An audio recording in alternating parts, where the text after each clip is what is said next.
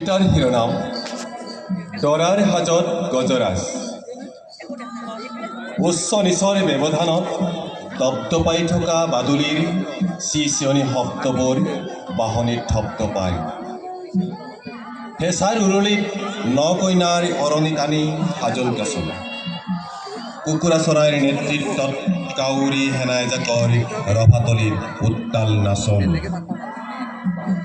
তেজাল ঘোঁৰাবোৰ আহিছে গৈছে বিয়াঘৰৰ অতিথি ৰূপত। শিয়াল শগুনে কৰিছে আপ্যায়ন, বাৰুদৰ হতে বাৰুদৰ ঠেকা খোৱা শব্দত গায়ন বায়ন। পথপথত ধূলি উৰুৱাই বনৰীয়া মহজাক আহি আছে দপদপাই। দৰাৰ হাজত গজৰাজ, পদূলিয়ে পদূলিয়ে বাৰুদৰ গন্ধ। তেজৰ চেকুৰাত ফুলা ফুলেৰে ৰাজপথত আদৰণি তৰণ। উচ্চ নিচৰ ব্যৱধানত দপদপাই থকা বাদুলিৰ চিঞনি শব্দবোৰ বাঁহনিত ধপধপায়। শিয়াল শগুনৰ আপ্যায়নত চলিছে ৰভাঘৰ।